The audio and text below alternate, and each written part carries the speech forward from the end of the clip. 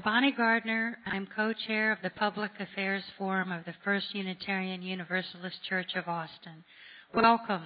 Our forums are free and open to the public and occur most Sundays at noon.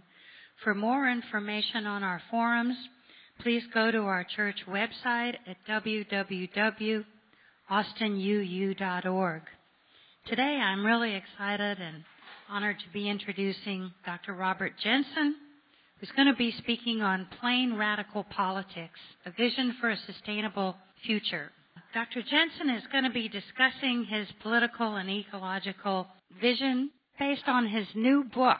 And his book is basically a history of his relationship and his shared thoughts with his late friend, Jim Copeland. And this friendship spanned over 30 years or more. And in this book, Bob Jensen outlines his friend Copland's holistic approach to social justice and ecological sustainability as an alternative to our ever-increasing disempowerment of ordinary people, the domination of our lives by corporate power and concentrated wealth. In this book, he discusses ways of countering the practices that are threatening to destroy our earth, and he has a new model for living that also harks back and incorporates some earlier rural traditions of this country, traditions of ecological sustainability. Dr. Jensen has been a professor at the UT School of Journalism. He has actually been a working journalist prior to getting his PhD at University of Minnesota, and he joined the UT faculty in 1992. He teaches both undergraduate and graduate courses in media law, ethics, and politics. He critiques media and power, and his work includes critiques of pornography, men's violence, and issues of white privilege and race. He's also very much an activist. He writes for popular journals and magazines. He's a founding board member for Third Coast Activist Resource Center. His talks are always exciting, and he's a very dynamic speaker. Thank you for coming to talk to us today, Bob. Thanks.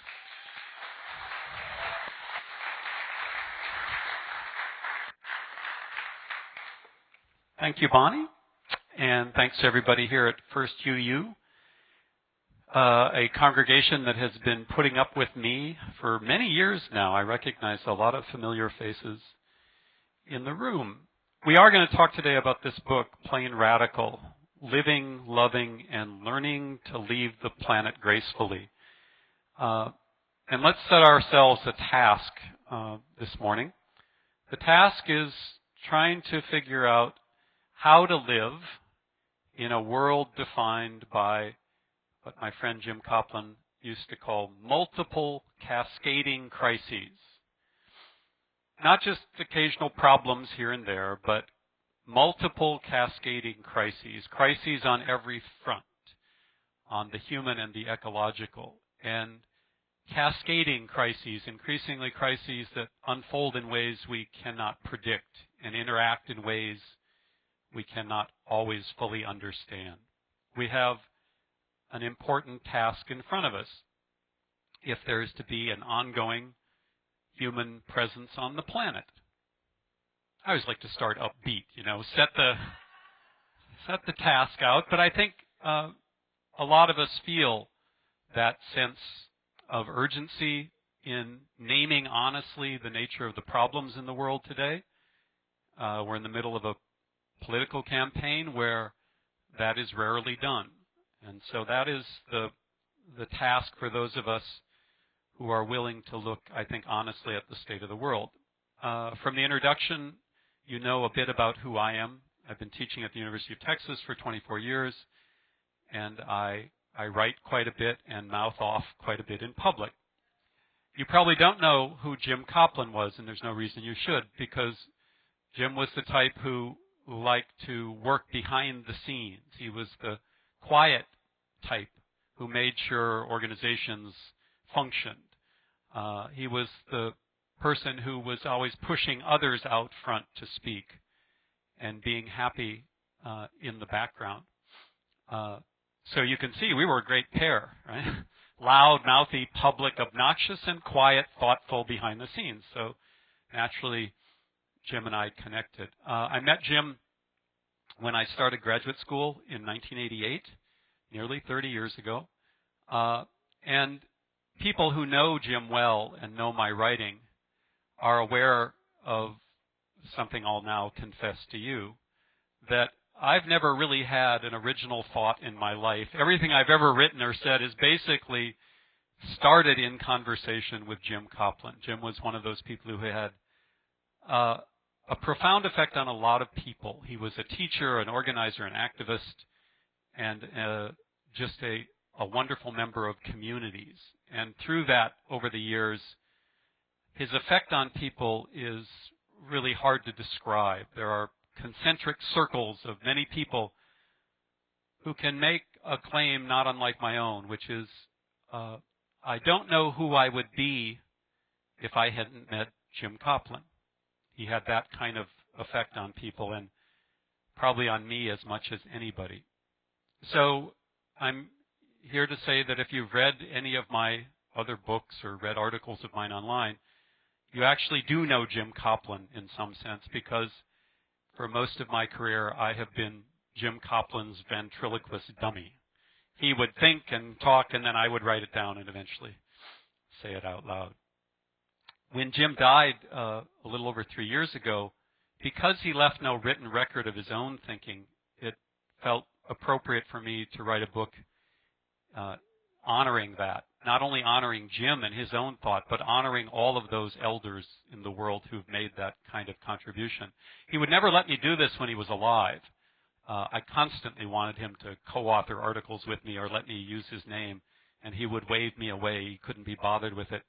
And the only good thing about his death is he's not around to stop me anymore.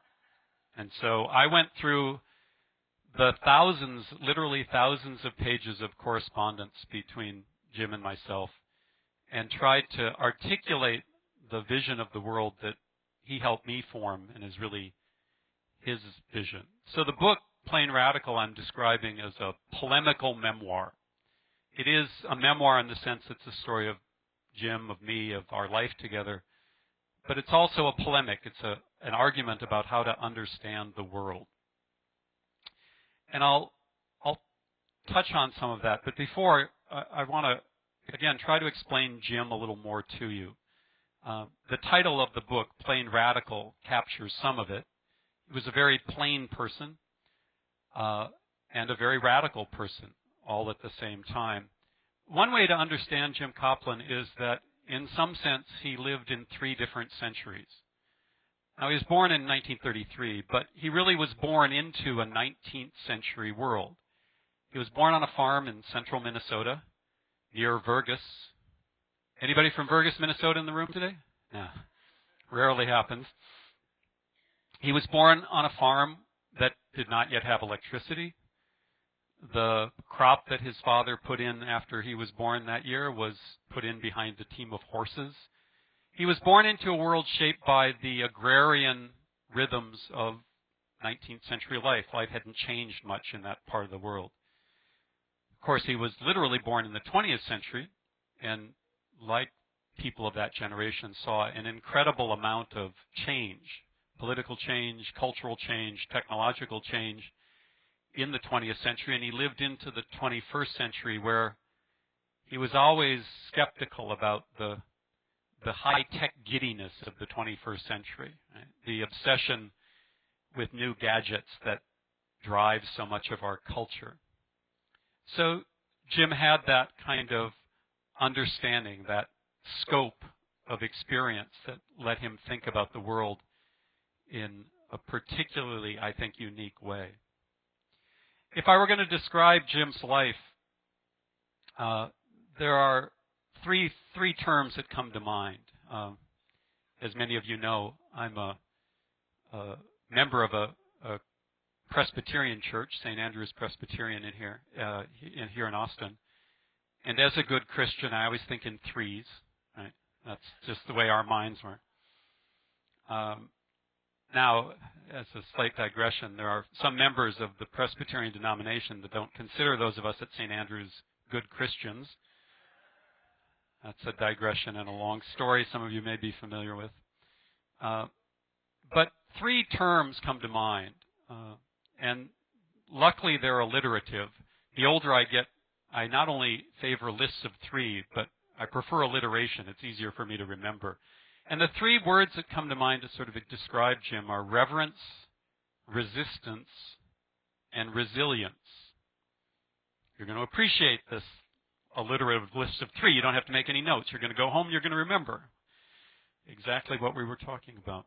So let me go through those terms to explain my friend Jim a bit. More than any person I've known well, Jim really had a reverence for life, both human and the larger living world. I think some of that came from the kind of upbringing Jim had in a rural area before the modern industrial world had colonized that part of the world. He used to speak not only about farm life, but life in the surrounding woods. There was not a lot of development in that part of the state at the time. And I used to get this image of Jim, stripping off his clothes and running to the lake with his friends and jumping in. It was almost as if they weren't just enjoying nature, as we sometimes think of it as city folks, but were inseparable from nature, from the larger living world. And through that, I think Jim developed an incredible reverence for life more generally, a certain respect for all that was living, not only people, not only animals, but the sense of the world that we often capture with the term creation. Jim lived in creation with that kind of reverence. And that affected his whole life, his understanding of environmental politics and ecological crises. He also had a distinctive reverence for human life. Let me share a story he told me once. Jim was an only child, a bookish child in rural Minnesota, and spent a lot of time on his own pondering the world. And he said that when he was about 10 or 11 years old, all of a sudden, even in a relatively isolated little town of Vergas, Minnesota, with no internet connection back then, he said it just came to him that every single person on the planet was essentially indistinguishable from him and had the same capacity for cognitive and emotional experiences as he did. He just said, I realized that every person on the planet was not that much different from me. And because he had a sense of the suffering of the world, he immediately understood the implications of that. And he said, as a boy, he could think of only one thing to do with that awareness, that there were literally billions of people on the planet just like him, suffering in ways that were beyond description. And he said the only thing he could think to do was to kill himself. And he said he got the .22 rifle from the farmhouse and walked out in the woods intending to end his own life. He said he couldn't bear the thought of living with that knowledge. Obviously, he did not.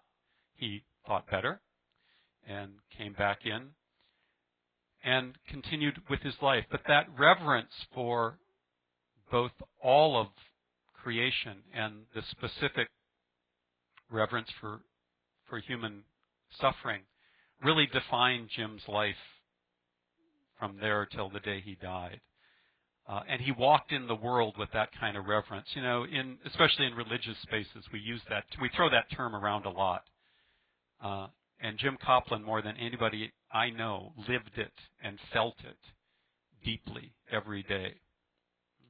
Now, as a result of that reverence for life, inevitably he developed an analysis of why that suffering occurred and committed himself to resistance.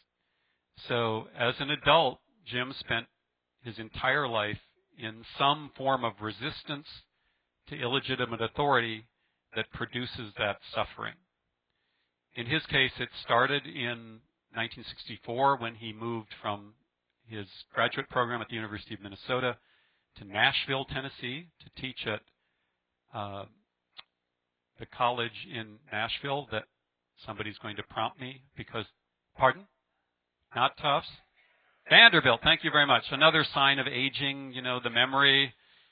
Certainly some of you in the audience can empathize with me on that. All right, so Jim lands in Vanderbilt University in Nashville right in the middle of the civil rights movement and immediately recognizes that this is the moral challenge of the moment and starts engaging in civil rights organizing, supporting students in SNCC and other activities. From there was a progression of analyses and activities in the emerging feminist movement, in the anti-Vietnam War movement, in various forms of resistance against the economic inequality and capitalism, and always with this awareness of the overarching ecological crises that were defining the modern world. So Jim committed to the action that's necessary when one comes to an analysis of these systems and structures of power. The activities he engaged in changed over time depending on where he was and what he thought was the most compelling question of the moment. They were not limited to merely traditional politics. In fact, he spent virtually no time worrying about elections. He was part of grassroots movements that were not trying typically to get people elected, but were trying to change the way people understood politics, understood the struggle for power. And he did that all in a very quiet and calm way behind the scenes. And for those of us who've been involved in political activity, you know that if not but for those people, there would be no grassroots politics. So out of that reverence that Jim felt flowed a commitment to resistance that defined his life, literally up until the day he died at the age of 79. But especially later in life, Jim came to the conclusion that while this resistance was crucial, that we should also start preparing for a world that was on the other side. That if in fact grassroots movements and various political activities were not going to be able to intervene in these systems and structures of power, that is, if in the foreseeable future white supremacy and patriarchy and capitalism and U.S. domination around the world and the ecological destruction of the modern industrial lifestyle, if those were going to continue on the trajectory they're on without significant change, right? That is, if we look honestly at the state of the world and recognize that revolution is not just around the corner, that tomorrow is not necessarily going to be a brighter day, that in fact we are looking at struggles that in some sense may not be successful. Jim started thinking a lot more about this concept of resilience, about what's on the other side, about when the systems in which we live do eventually go off the rails, and they inevitably will, whether it's through sensible planning, the result of politics, or whether it's more of a dystopic future that we see in science fiction movies. And some of you may have noticed that science fiction movies seem much less science fiction-y these days, to me at least. Jim thought a lot about what do we need to survive as members of decent, humane communities on the ground when some of the infrastructure of the world we live in may not be with us. In other words, how are we going to understand ourselves? What kind of stories are we going to tell about what it means to be human?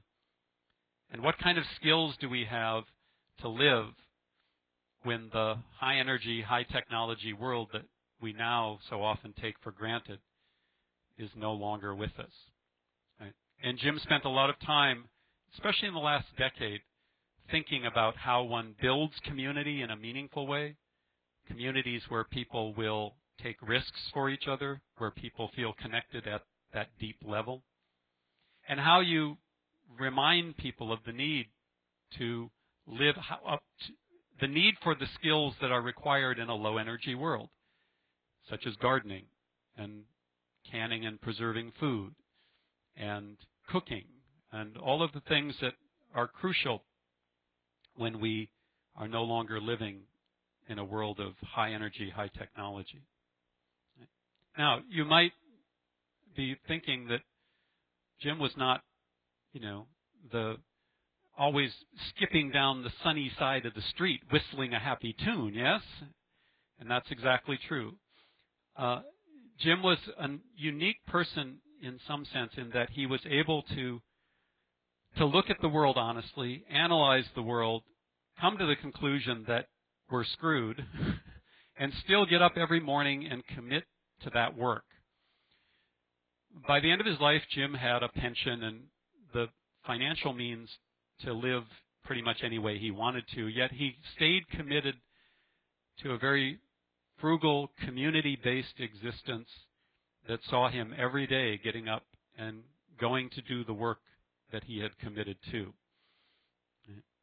So Jim managed to I think, look honestly at the world and yet not opt out of the world, to stay committed to it. But his most important contribution at the end, I think, was to help those around him, including myself, deal with that reality. The reality that the systems and structures of power that guide us in the world today may be on an irreversible trajectory over the cliff. And what is that going to mean? The way Jim summed this up often, once he got to know people well enough, he didn't use this line in a first meeting. He would make sure people were ready for it. But I still remember the first time he said it to me. He described this condition of being in the world by making the point that he woke up every morning in a state of profound grief. Jim said, I wake up every morning in a state of profound grief. Now, it didn't mean he was depressed. He didn't suffer from clinical depression. He didn't need to be medicated. He meant that his awareness of the world left him grieving for what was lost and what would be lost in the future. Right? That for Jim, the accelerating extinction of species, right, the destruction of cultures, right, was appropriately the subject of grief. Right? And that grief need not paralyze you. It need not leave you unable to move. But Jim believed, very important for Jim was the belief that we could not really make a contribution to the world until we could come to terms with that grief. He often cited one of his favorite phrases from the writer Wendell Berry, who many of you are probably familiar with. In Wendell's landmark book, The Unsettling of America, he describes our condition as life on the human estate of grief and joy. Wendell says, like it or not, that's where we live. The human estate of grief and joy. And Jim cited that often as a reminder of what the poets have always known, that there is no joy in the world if we do not have the capacity, the deep capacity to grieve. And Jim had developed that as well as anybody I know. With this understanding of the state of the world, Jim talked also a lot about the idea of a saving remnant. Like I said, he wasn't depressed or depressing. He didn't suggest we should simply give up. He suggested we honestly assess the state of the world and make plans based on that assessment. And increasingly, for Jim, that meant thinking about not only how to impact the world in the moment, but how to think about a saving remnant. For those of you who know Hebrew and Christian scripture, okay, it's a Unitarian church, but some of you have read the Bible. Come on, admit it. You might recognize that term. It comes out of the Old Testament, out of the Hebrew Bible. This story of the Hebrew covenant with God. The Israelites, they were God's chosen people. They had the covenant, but they kept breaking the covenant because that's what we do. People break covenants. We're just not always on top of things. And this concept of a saving remnant, that part of the nation of Israel will remain in that relationship to God, and that after the corruption has passed, there will be that saving remnant to restore the covenant. That was a very compelling concept to Jim. You can also find this in the New Testament, this notion that there will be a remnant, right? That is in the phrase from Romans, chosen by grace. Right? So there need be no theological commitments in understanding this concept of a saving remnant, that part of our task is not only to affect the politics of our day, but also to think about what kind of community we're building for the other side. Right? And I think that's kind of where I'll end with this concept of grace. Jim himself was not a religious person. He seemed to have a strong allergy to organized religion. But religious concepts and theological concerns were always underneath life for Jim. And this idea of grace, not grace bestowed by God, but the grace that in some sense comes from living gracefully in this world. And Jim often said in a playful mood that it might be that the last task of the human species, he said, is to learn to leave the planet gracefully. Now, by that, he didn't mean, we need to have a final reckoning and then, march off to the cliff and commit mass suicide. He wasn't talking about that. He was talking about understanding how human hubris, how our arrogance has created problems for which there may be no solutions, problems for which there may be no easy way out. Right? And that leaving the planet gracefully was not a call to mass suicide, but a call for us as a species to stop thinking of ourselves as the owners of the world, but to recognize that we are but one species in the larger living world, and to commit to what it would take to live gracefully in that world, and not to leave the planet completely, but to leave this position we've assigned ourselves at the top of the chain. Now,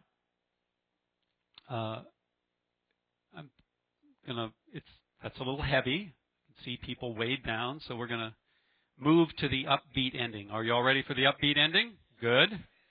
All right. And if you know me from previous talks, you know that there is never an upbeat ending. It's always false advertising. But there is a way, I think, if not to put on a happy face, to recognize that human beings have been thinking about this for a long time. Right? There are ways that we can cope with this, and they come from theological traditions, and they come from literature, the places where the best of us as human beings often record wisdom. So I'm going to leave with three different quotes. One is from the Brothers Karamazov by Dostoevsky, which I love to quote from because it gives the impression that I'm really smart because I read dense Russian literature. But every time I'm tempted to leave that impression, my early training that you're not supposed to lie, especially in church, comes back. So I haven't read the whole book, but I read this chapter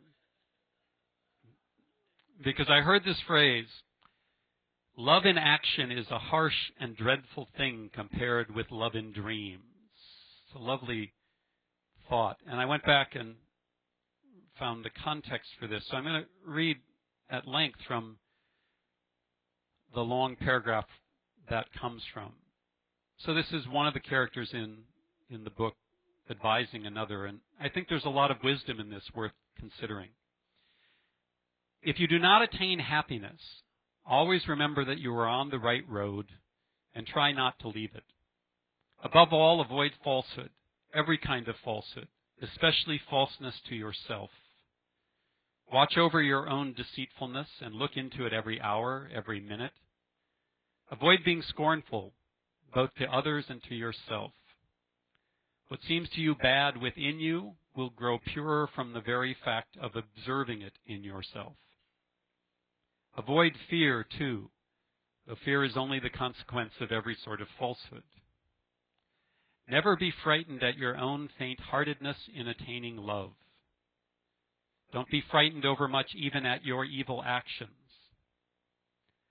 I'm sorry I can say nothing more consoling to you, for love in action is a harsh and dreadful thing compared with love in dreams.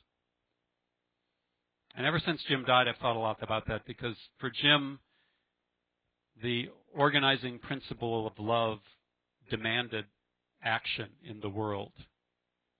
And love in action is, in fact, often a harsh and dreadful thing compared with love in dreams. Dostoevsky goes on to say that love in dreams is greedy for immediate action, typically performed in public so that people will realize what a good person you are. And that it was that harder commitment to love in action that was so important. Again, the sense that this is somehow depressing, I think, can be dispelled by reminding ourselves that people have long faced systems and structures of power that were overwhelming and yet stayed committed to loving community. So I'm going to finish with two more short quotes. One is from the book of Matthew. It's Jesus preaching the Sermon on the Mount. And he speaks to the difficulty that staying true to love in the sense that Dostoevsky is talking about by the metaphor of a gate. And he says, "Enter by the narrow gate, for the gate is wide and the way is easy that leads to destruction, and those who enter by it are many. But the gate is narrow and the way is hard that leads to life, and those who find it are few." And I think also of my friend Jim when I read that, because Jim was willing to commit to the narrow gate, the way to life that was hard and not always popular. And if you're not the theological-minded type and prefer more secular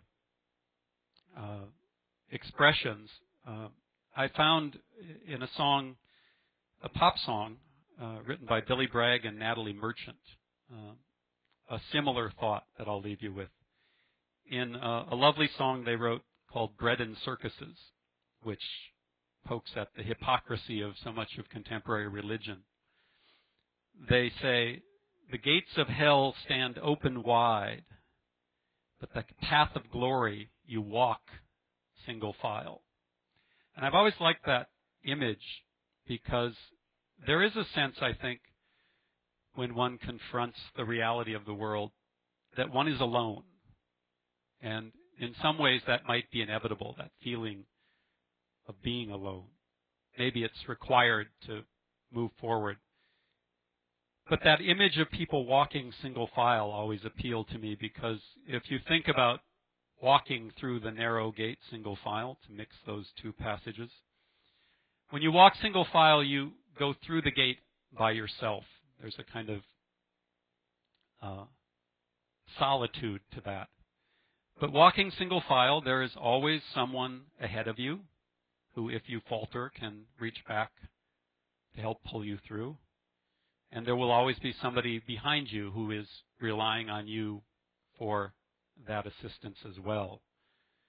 And we live today in a culture that's not eager to think about the things that Jim Copland spent his entire life thinking about. There are many diversions available to us in this culture.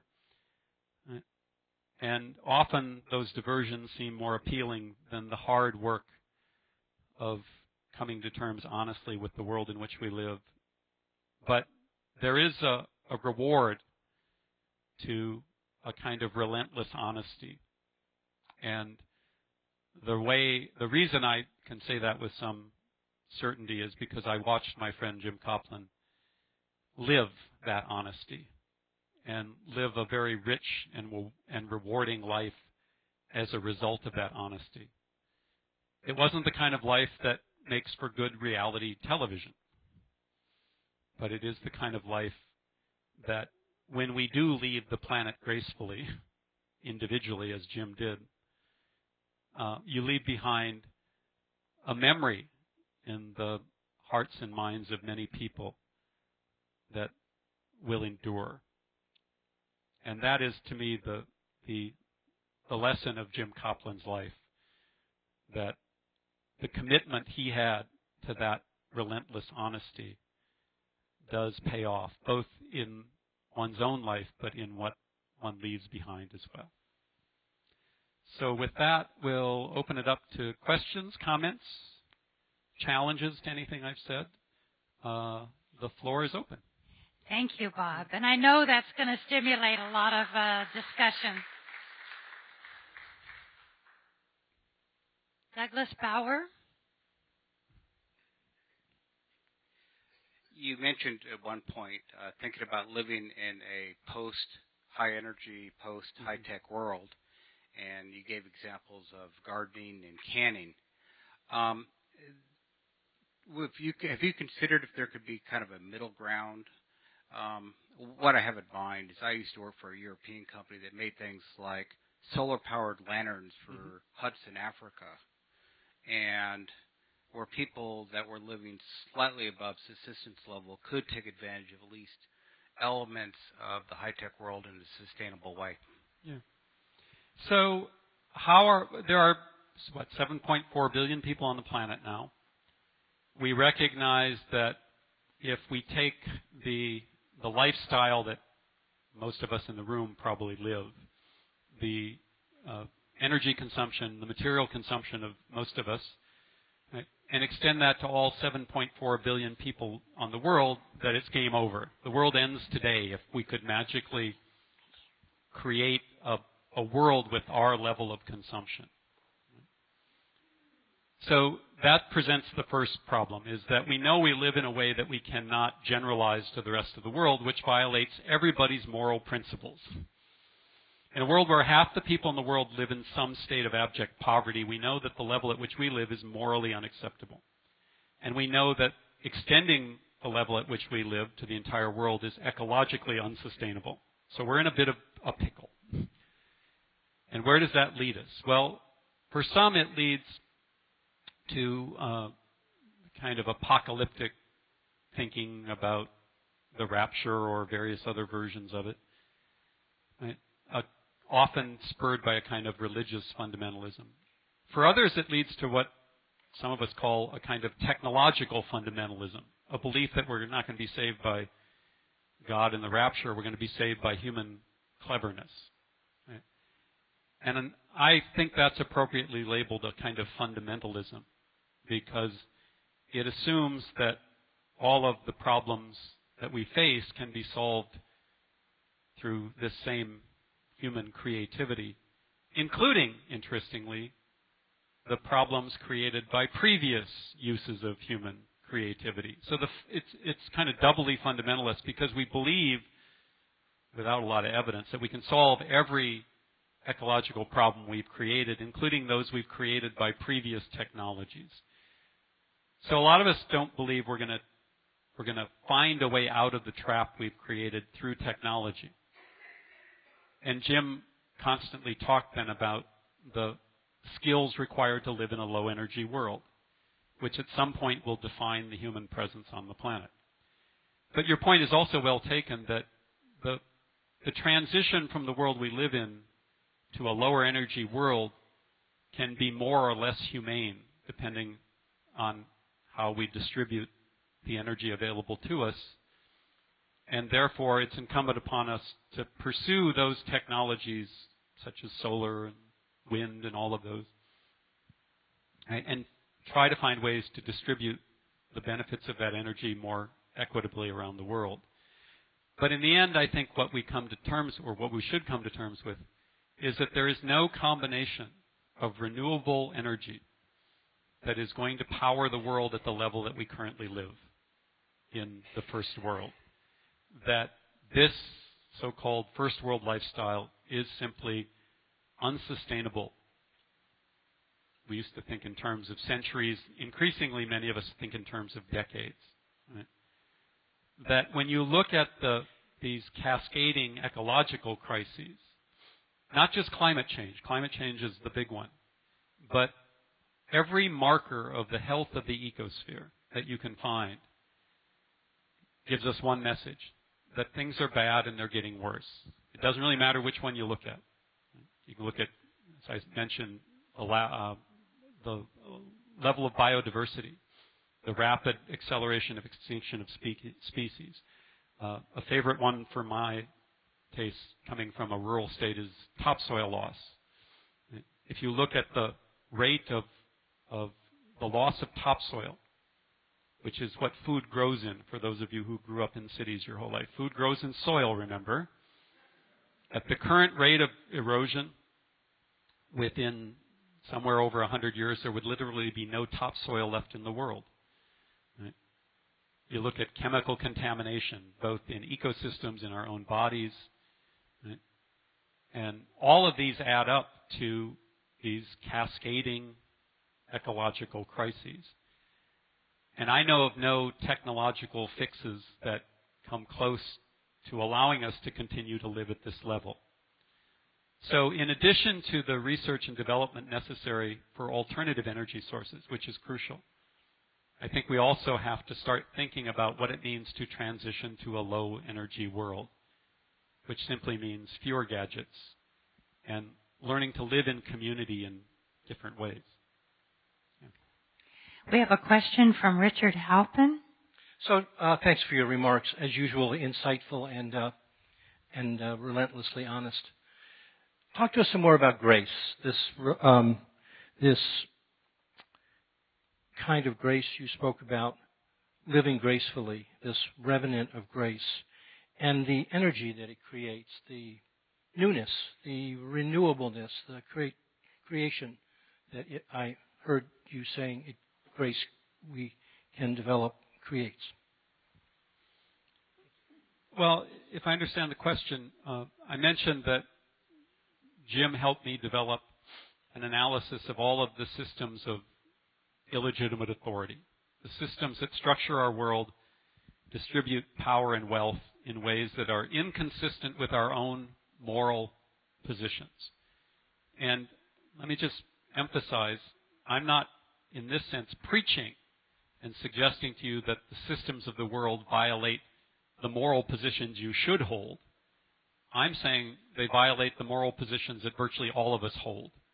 If you think about being human in this century, right, most of us would agree that there are certain moral ideas that are given, like the inherent dignity of all people.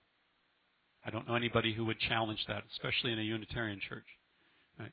That if we are going to respect the dignity of all people, it requires a sense of solidarity, of some connection to each other. Right? And that requires some sort of rough equality to make human communities function. So concepts like dignity and solidarity and equality are not simply articulations of my moral principles. They're the moral principles underneath virtually every major philosophical and theological system that any of us would commit to. And we know these systems and structures of illegitimate authority, right, create impediments to those goals. Right? One of them is race, is the racial problem, the question of racial justice, which should be more appropriately simply named as the system of white supremacy, the system that emerged roughly 500 years ago when Europe began the business of trying to extract the wealth of the world. And in extracting the wealth of the world, Europe had to come up with a justification, and that justification was white supremacy. We inherited that in the United States and actually intensified it in the emerging slave codes and the history of the rigid intensification of race in this country. We still live with that today. If we were talking 15 years ago, right, we would probably be talking about the subtle forms of white supremacy that still exist. Right? Now, thanks to the Trump campaign, we can talk about both those subtle ways that white supremacy still structures the world in which we live, and also recognize that overt expressions of white supremacy that many of us thought were, if not gone for good, at least pushed to the margins, are now front and center in American political discourse. And so when we think about white supremacy and its enduring effects on the United States, to some degree the world, we have to think about both combating the most egregious overt expressions of white supremacy that we now see coming from political campaigns, but also be attentive to the way that white supremacy is woven into the fabric of the entire culture, including many of our liberal institutions. In my case, that means thinking a lot about how it works at the University of Texas, how it works in our churches and other places. So I think Jim's reflections today would be attack the Trump campaign, attack the anti-immigrant rhetoric, attack the overt racism that's out there, but also remember that we have duties to be critically self-reflective about our own institutions as well.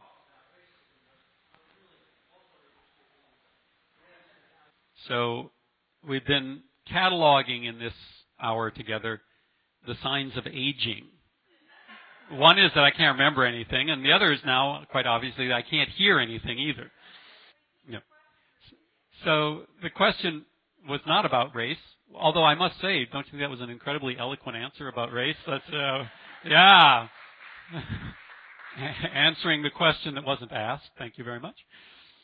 But this idea of grace, as I said, Jim was kind of allergic to theological concepts, or at least concepts that had been too closely identified with organized religion. He saw organized religion as largely an impediment to human decency. But there were these echoes in his life of ideas that do, I think, often come out of our theological traditions, and one of them was this notion of grace and gracefulness. It's just that Jim believed that these things didn't come from above. They were created. And not just individually. The task wasn't as an individual to live a graceful life or to achieve grace. That these were always profoundly community activities. And that was one of the distinctive elements of Jim that I think really was affected by the fact that he grew up in a small rural community where, and for those of you who know small town living, it's not always fun living in small towns. They have their liabilities just like anywhere. But one of the things about them, and this echoes throughout Wendell Berry's fiction as well, is one doesn't need to romanticize small towns or rural life to recognize that living in community with people, right, demands a lot of us because we don't have the option of just walking away. When you live in small rural communities, those are people you're going to spend your life with. And you better figure out how to make it work. Right? And commitment to community is, I think, one of the things in a modern, high-energy, mobile society like the contemporary United States that we've lost. It's simply too easy when things get difficult in communities to leave.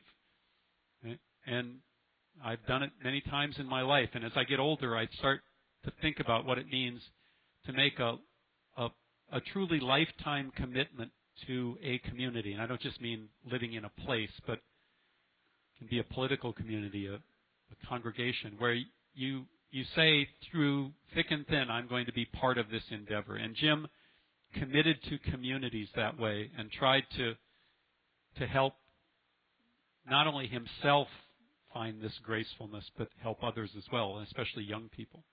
So. Did he ever run for public office? How did he deal with Democrat, Republican? And tell us more about him. Jim Copeland not only never ran for public office, he almost never voted. So this is one thing that Jim and I disagreed about. I vote in every election, sometimes more than once. No, I'm not. Jim had a very traditional kind of left anarchist view of politics, which is that in a capitalist society, electoral politics is not where the action is. The action is in community organizing and building power from below. It's a standard approach. And for him, that meant he simply checked out of the whole system and didn't vote. He once confided to me that another reason he didn't vote is because, as many of you know, they draw jury duty from voter rolls, and Jim never wanted to have to be bothered with jury duty. So I'll let you figure out what was his real motivation. But Jim committed all of his life and all of his energy to that more grassroots political organizing than to electoral politics. And many of us have come to different conclusions that voting is important and depends on the election and the place you're at. But Jim had no time for electoral politics. He thought it was a diversion from the real work of the world. We have roughly 5 minutes left. We have a question from Peter Durkin. Would you stand, please? How do you reconcile your Christianity with all the isms in the Bible? The sexism, the racism, the poor you will have with you always. Yeah. So I identified myself as a Presbyterian, as a Christian, and I hinted that not all members of the Presbyterian denomination would agree with that identification. That is, I go to a church that, in a sense, is the Unitarian, the Presbyterian version of the Unitarian church. So my perspective on the text and the tradition of Christianity is that it is, in fact, larded with all sorts of problems, just like any tradition, and that the task is to work with the best of the tradition, recognize the text is not the source of some, unchallengeable wisdom, but is, just like literature and history more generally, one of the places where the best of the people is stored. Right? And with the best of the people comes the worst of the people, and the Bible is a reflection of that, as is the tradition of the organized church. Right? And for most of my life, I would have, laughed at the idea of belonging to or attending a church. I was militantly secular and would have described myself as an atheist, and in some sense still am. If by atheist we mean I don't believe in a supernatural God. I believe that the resurrection of Jesus is a symbol, a metaphor. It's part of the poetry of the text. It's not a description of history. Right? So that immediately puts me at odds with much of the Christian tradition. But whether we like it or not, we live in a Christian country. Now, by that I don't mean, that the Constitution is the divine wisdom of Jesus. I'm not saying it in that sense, but culturally this is a Christian country. The majority of the people in this country, somewhere between 2/3 and 3/4 of the American population, identifies in some way with the Christian tradition. Those are the stories of this culture. Right? And the reason I went back to church and started to look at church as a place to engage wasn't because I thought the truth was lying there in the text, but because we are animals that are created through stories. We are a storied animal, right? We understand the world largely through stories. And those stories from the Christian tradition are powerful. Right?